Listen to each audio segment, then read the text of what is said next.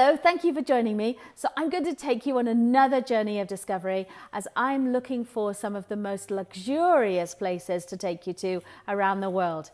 And this week we start off with the islands of Tahiti. And then we head all the way over to the other side of the world where I get to talk to the Prime Minister of Antigua and Barbuda and ask him how they've done so well with the pandemic. I love both of these destinations and I'm sure you will too. I hope you enjoy it. My name is Lorraine Simpson and I am passionate about travel. My obsession has taken me to 92 countries over the last 53 years and I am now devoted to helping the travel industry recover in a post-pandemic world.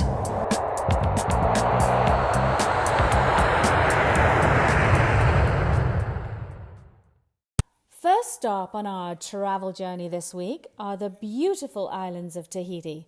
I absolutely love this area and there's certainly no shortage of fabulous places to stay.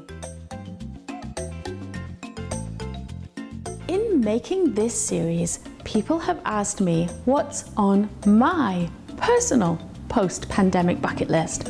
Well, I would have to tell you it would be the islands of Tahiti. Now I say the islands of Tahiti because there are many islands surrounding the main island that we know as Tahiti. And in that area you've got places like Bora Bora, Moorea, Raiatea, Ringaroa, and all of the Marquese Islands around that area are all those beautiful spaces where you see the dark blue, and then you see the paler blue, and then you see a little bit paler blue, and then sand, and then the island is lush and green, and it is absolutely stunning. With fewer tourists in 1 year than Hawaii receives in 1 week, the islands of Tahiti offers visitors the space to relax, reconnect, and of course, socially distance and to be embraced by mana. Now, mana is the life force and spirit that connects all things on the islands of Tahiti.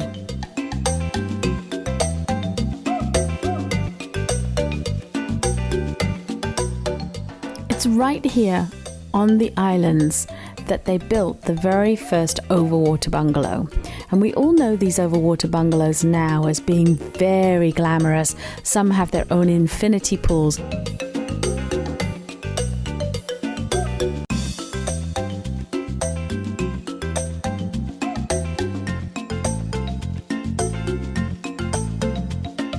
Now, of course, they're everywhere, all over the Polynesian islands, and some of them are super glamorous. I'm going to tell you a story about Tahiti for me, and I'm going to take you back 30 years to my honeymoon. So, we were going on to a cruise which still happens to this day. It's called the Windstar Cruise, and it's a sailing ship. So we arrive into Tahiti the day before, and we decide to go up into the hillside and have dinner in a restaurant overlooking the harbour. So we're sitting on the restaurant terrace and we're watching this beautiful sailing ship come in. And as it arrived, it lowered down the sails and then all the lights went up, and I will never ever to this day forget the feeling of that ship sailing in, knowing that the next day we're going on the ship. So we did. We went on the ship and we sailed around the islands. We went to the famous Bora Bora. We went to Raiatea, Ringaroa, Moorea. They're all different, let me tell you. And it was absolutely the most spectacular trip. To this day, still probably my all-time favorite trip. Just a few fun facts about the islands of Tahiti. There are no poisonous snakes or insects on any of the islands. The word tattoo originated in French Polynesia, and tattoos have long been considered signs of beauty in Polynesian culture, and in ancient times they were ceremoniously applied to the body when reaching adolescence, and the English word tattoo comes from the Tahitian word tatau.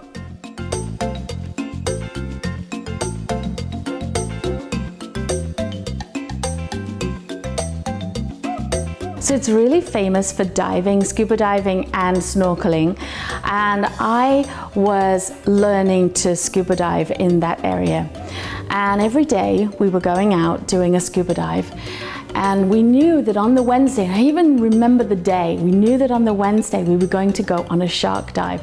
So my husband was a little bit afraid of doing it, but didn't want to say anything because he thought, oh, it'll be fine. Lorraine will be the chicken and she will back out and I will say, oh, all right then, we won't go, but you're ruining it for us.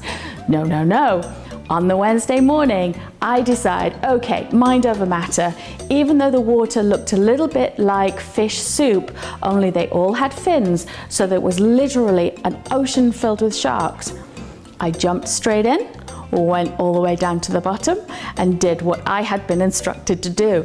And my husband said at the time, he looked at me, he watched me jump in and he went, oh no, I guess I'm doing it then. Anyway, we lived to tell the tale. It was one of the most amazing experiences I've ever had. And those sharks, let me tell you, look even bigger with a mask on your face. They looked huge, but they're not man-eating sharks, so we did survive and nobody got hurt. And they still do those shark dives today. If you've got the nerve to do it, it's a must do. The islands of Tahiti are filled with beauty, intrigue, culture and stunning landscapes. And if you haven't had a chance to venture off to this locale in the South Pacific, then you really should add it to your post-pandemic bucket list. Trust me, it's worth the trip on every level.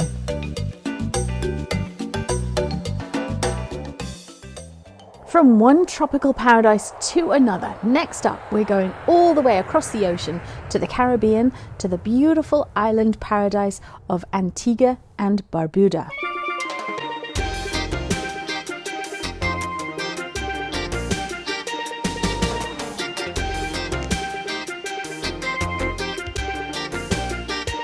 So I'm very lucky to have a very special guest with me today. It is the Honorable Gaston Brown, who is the Prime Minister of Antigua and Barbuda. Now, Antigua and Barbuda is a place I have been to before. However, it has definitely got to still sit on my post-pandemic bucket list. So let me introduce Mr. Gaston Brown. Good morning, sir. How are you? Thank you so much for joining me. Morning, Lorraine, and I'm doing fine. Thank you. Thanks for having me. Antigua was one of the first countries to open after the pandemic. How has it gone for you?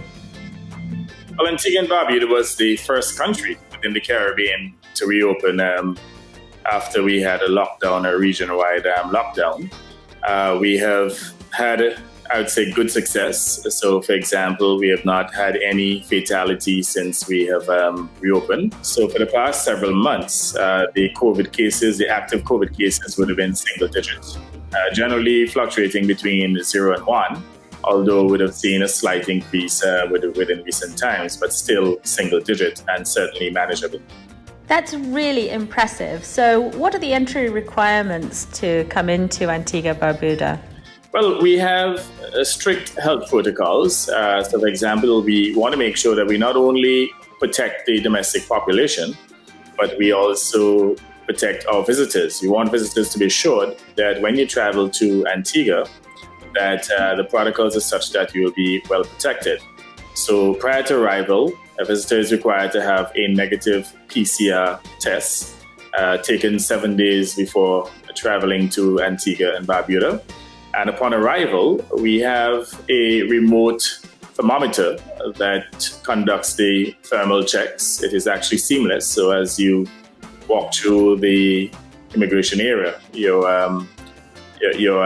temperature has been checked automatically.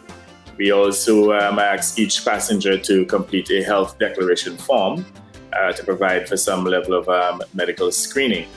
In addition, we have very strong protocols for taxis and for the various properties, for the hotels, the Airbnb properties and apartments. And those properties had to be certified as biosecured spaces. So they are properties in which health officials would have examined their COVID protocols to make sure there are opportunities for adequate distancing, that they are following the hygiene etiquette, and so on. again, as I said before, we want to make sure that our visitors are safe. And so far, we have not had a single case of a visitor contracting COVID here because of the health protocols that we have put in place in order to protect not only the citizens, but certainly the visitors to our country. But generally speaking, it is business as usual here. All of the various businesses are open. All our ports are open, our seaports, our airports. So it is literally business as usual. You can travel to various parts of the island. You can visit various restaurants, you can participate in various excursions. In fact, all of the individuals, all of the entities, companies that are providing excursions, they too would have had health officials certify the operations, even the restaurants. That's very impressive. I love the fact that you've got 365 beaches and we can almost have one every day of the year. And you're not going to have a problem with social distancing if you have so many beaches to go and visit. So tell me more about this digital nomad or residency program that you have for people to come down here and work remotely. What we're doing here, we are catering for high net worth individuals and professionals, generally speaking, knowledge workers, to come to Antigua and Barbuda and to enjoy up to 2 years residency in which they can work remotely. And they can stay at one of our beautiful properties. We have many beautiful resorts on the island. We have a number of Airbnb properties, residential properties, condos, apartments. And they are affordably priced to obviously meet the budget of these individuals.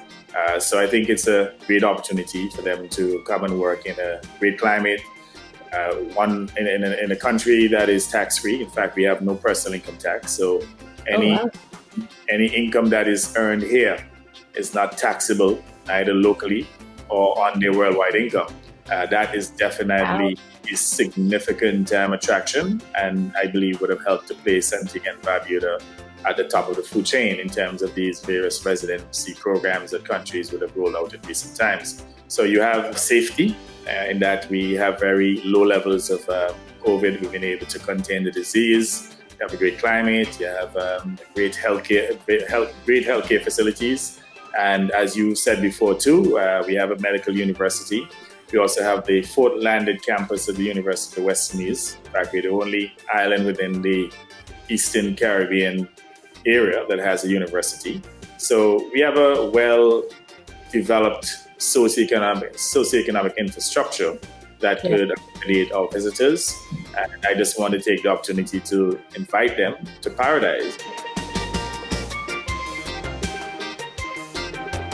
I always used to use, if ever I went to Antigua, I always used to use the hashtag no filter required, because you get this turquoise sea and the beautiful beach, and it's almost as if somebody's put one of the most expensive filters on a camera and then taken the picture, and you could just do it naturally in Antigua Barbuda. You're absolutely right. Very picturesque, and the environment is pristine. So we do not have the type of pollution that you see in the developed countries. And individuals who really want to enjoy a good quality of life in a pristine environment, beautiful climate, Antigua and Barbuda is a place to be. So what would be on your post-pandemic bucket list? Well, I had planned to travel to Kenya last August to spend about a week with my friend here, Uhuru Kenyatta, the president of Kenya, myself and my family. But unfortunately, he had COVID. So I know next year, definitely Kenya is on my bucket list. And I hope to travel, time permits and no COVID to deal with, to South Africa at some point. So those are the two countries that I hope to travel to within the near future. Absolutely great idea. So hopefully we will meet at some point. I'd love to meet you in person. Thank you very much for taking the time to meet me today. I really do appreciate it.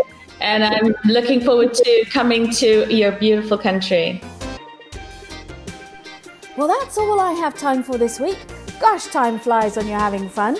Well, join me next week right here on Yachting International Radio, where I will bring you more of my travel adventures. See you then. Thanks for watching.